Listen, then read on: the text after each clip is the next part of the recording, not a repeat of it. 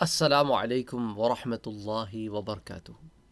آج کا یہ خاص درس ہر اس شخص کے لیے ہے جس کے دل میں محمد مصطفیٰ صلی اللہ علیہ وآلہ وسلم کی محبت ہے، اور شدید محبت ہے کہ اس محبت میں وہ روتا بھی ہے، مدینے کی گلیوں میں پھرتا بھی ہے، اور واپس مدینے سے نکلنے کا دل نہیں کرتا، اور چاہتا ہے کہ مدینہ بار بار جائے، حضور کی زیارت بار بار ہوتی رہے، یہ دل اس محبت سے سرشار ہوتا رہے جو اللہ کے نبی کی محبت ہے، جو اللہ کے حبیب کی محبت ہے۔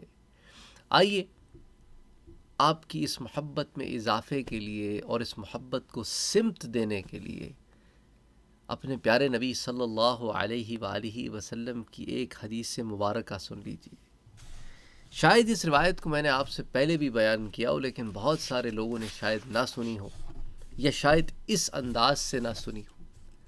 حضرت معاذ ابن جبل رضی اللہ تعالی عنہ اس کے راوی ہیں، وہ روایت کرتے ہیں کہ حضور اکرم صلی اللہ علیہ وآلہ وسلم نے جب ان کو یمن کے لیے قاضی یا عامل بنا کر روانہ فرمایا، اور وہ حضور صلی اللہ علیہ وآلہ وسلم کے حکم کے مطابق وہاں کے لیے روانہ ہونے لگے، تو ان کو رخصت کرنے کے لیے حضور اکرم صلی اللہ علیہ وآلہ وسلم بھی ان کو کچھ نصیحتیں اور کچھ وصیتیں فرماتے ہوئے ان کے ساتھ چلے۔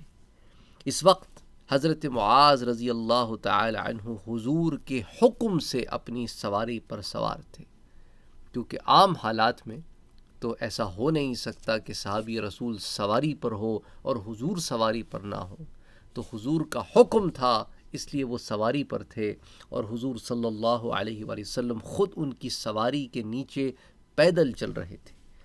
جب آپ صلی اللہ علیہ وآلہ وسلم ضروری نصیحتوں اور وصیتوں سے فارغ ہو چکے، تو آخری بات آپ نے جو حضرت معاذ کو فرمائی، یہ ذرا غور سے سننا اور دل تھام کے سننا، کیونکہ اب بات ہے عاشقوں کی، نبی کے عاشقوں کی بات ہے۔ یہ روایت بڑی مشکل ہے کہنی بھی اور سننی بھی۔ فرمایا کہ اے معاذ،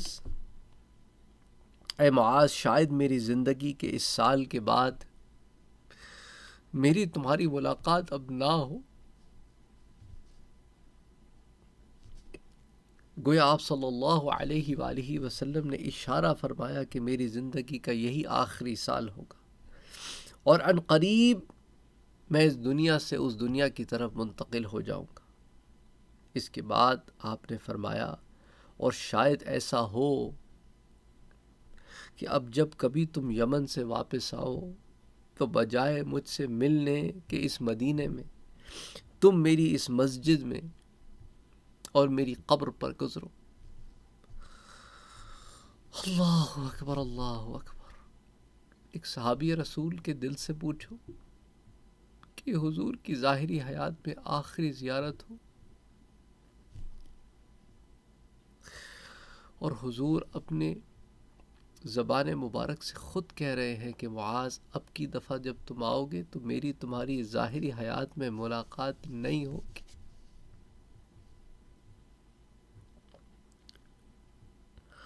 یہ سن کر حضرت معاذ رضی اللہ تعالی عنہ حضور کے وصال کے، وفات کے تصور کو ذہن میں لاتے ہوئے آپ کے فراق سے صدمے میں رونے لگے۔ فطری سی بات ہے، رونے لگے۔ تو حضور اکرم صلی اللہ علیہ وآلہ وسلم نے ان کی طرف سے منہ پھیر کے اور مدینے کی طرف رخ کر کے فرمایا۔ یہاں پر ایک نقطہ علماء نے بیان کیا ہے کہ اپنے صحابی کو اس کیفیت میں دیکھ کر میرے پیارے نبی کی آنکھیں بھی بھر آئی ہوں گی، اور آپ چاہتے نہ ہوں گے کہ میری آنکھوں سے نکلتے آنسو میرا صحابی دیکھے۔ صحابی کی آنکھوں سے نکلتے آنسو جو عشق کی دلیل تھی، وہ حضور نے تو دیکھ لیے، پر صحابی رسول کو اپنے آنسو نہ دکھائے کہ کہیں اس کے قدم نہ ڈگمگا جائے۔ اللہ اکبر اللہ اکبر، تو اپنا رخ انور مدینے کی طرف پھیر دیا اور فرمایا اللہ اکبر، یہ غور سے سننا، مجھ سے زیادہ قریب اور مجھ سے زیادہ تعلق رکھنے والے وہ سب بندے ہیں جو خدا سے ڈرتے ہیں۔ ان اول الناس بی المتقون من کانوا وحیث کانوا، اور وہ جو خدا سے ڈرتے ہیں اور تقوی والی زندگی گزارتے ہیں وہ جو بھی ہوں اور جہاں کہیں بھی ہوں۔ اسے امام احمد نے المسند امام احمد میں روایت کیا ہے حضرت معاذ بن جبل رضی اللہ تعالی عنہ کی مرویات میں، لیکن اس میں جو ایک بڑا زبردست نقطہ ہے وہ عاشقوں کے لیے ایک بڑا زبردست نقطہ ہے کہ اگر حضور کا قرب چاہتے ہو اور چاہتے ہو کہ روحانی تعلق پیدا ہو اور چاہتے ہو کہ قیامت میں بھی حضور کا قرب ہو اور جنت میں بھی قرب ہو، تو حضور کی اس بات کو ذرا غور سے سننا کہ میرے پیارے نبی نے کیا فرمایا کہ مجھ سے زیادہ قریب اور مجھ سے زیادہ تعلق رکھنے والے وہ سب بندے ہیں اللہ کے جو اللہ سے ڈرتے ہیں، یعنی کہ تقوی کی زندگی گزارتے ہیں۔ اس لیے اللہ نے قرآن کریم میں کیا فرمایا، ان اکرمکم عند اللہ اتقاکم، کہ اللہ کے ہاں زیادہ مکرم وہ ہے جو زیادہ تقوی والا ہے۔ اور تقوی کے حصول کے لیے اللہ نے اپنی کتاب عطا فرمائی ہے کہ ذالک الکتاب لا ریب فیہ ہدی ہدایت ہے کس کے لیے؟